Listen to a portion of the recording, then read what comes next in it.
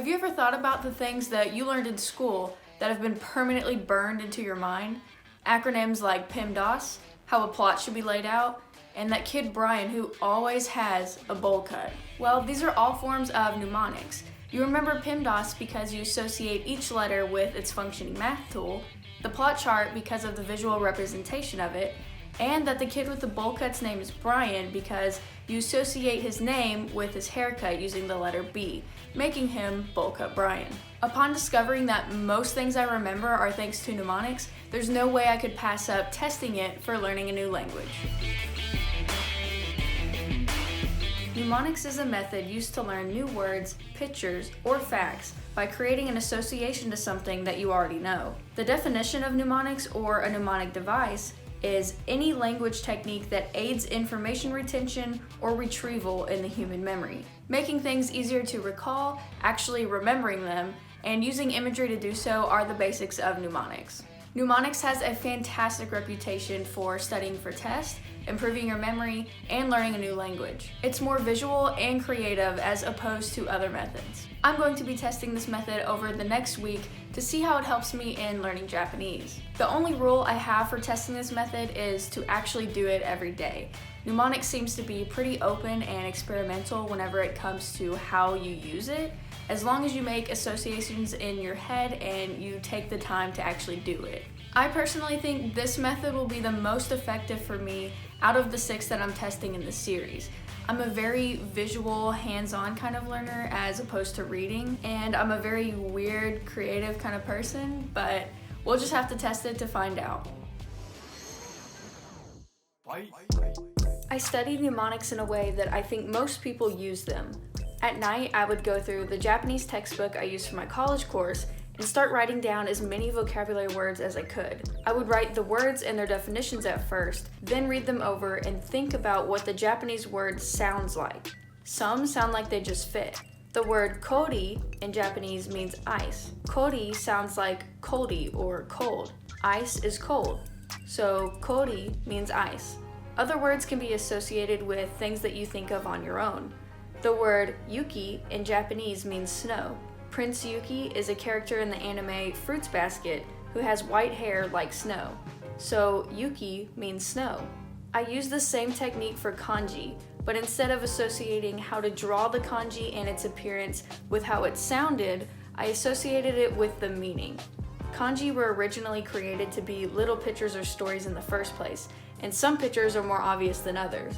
The kanji meaning big or large looks like a man holding his arms wide open, and that makes a lot of sense to me. But the kanji for school may not look the same to others as it does to me.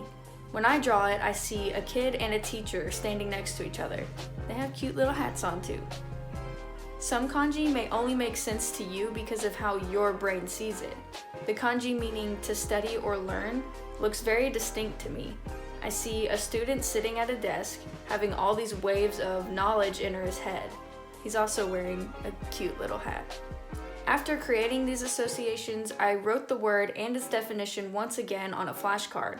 By the time I wrote these, the meanings I made up in my head for each word were already stuck. I didn't forget any of them, and that really shocked me. The flashcards are the only thing I used to study after creating the associations and writing them out next to the definitions. So, here's how the week went. After using mnemonics to learn Japanese for an entire week, I can't tell you how happy I am that I found this method.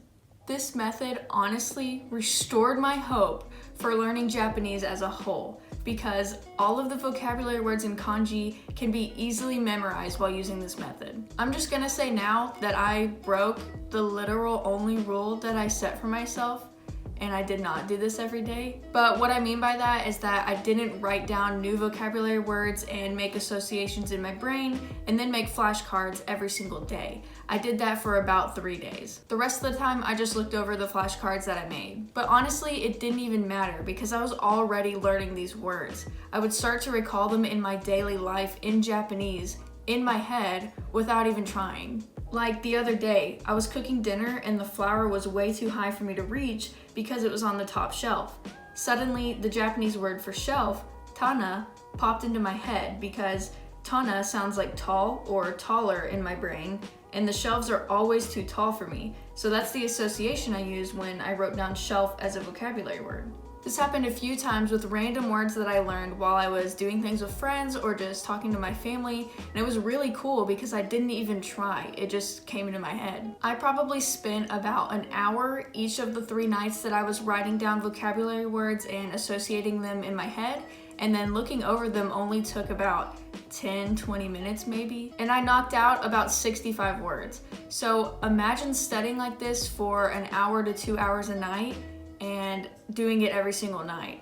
You could learn so many words, that's crazy. The pace of how you remember and recall these words is very encouraging when using this method. There are a couple of things I wanted to point out though that I think are very important to remember. Mnemonics only work if you yourself are making the associations from your brain to the word. You can't really look up someone else's mnemonic for a word or kanji because you didn't think of it yourself, so it's not even gonna stick in your head. That's the problem with some Japanese books, like this Japanese Kanji for Beginners book, because each kanji will have a mnemonic behind it, and it doesn't even make sense to me sometimes because the person who wrote this book is the person who did the mnemonics. Don't get me wrong, this book is really nice and it goes through the strokes and how to pronounce the kanji, but some of these just do not make sense to me. Like the kanji for clothes. Clothes that are cut out by hand to cover one's body.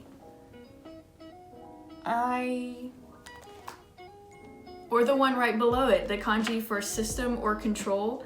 Butchers had to follow a system of strict rules in ancient Japan.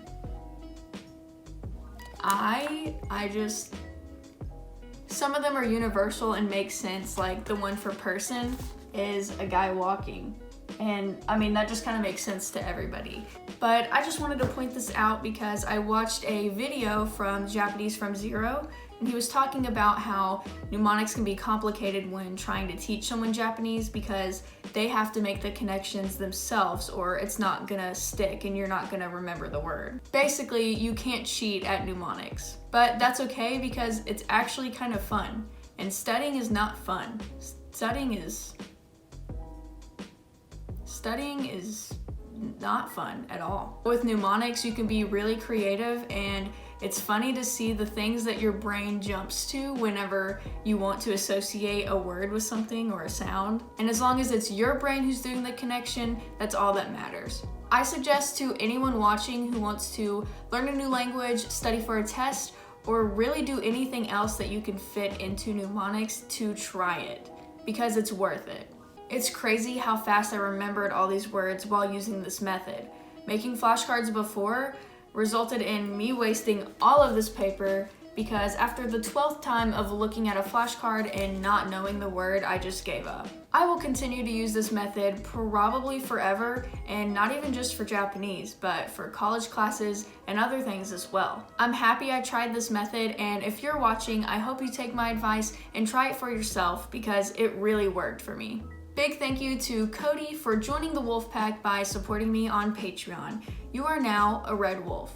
That is all for now, guys, but I will catch you next time where we look at Scriptorium and see if I can actually test it for a week without losing my sanity.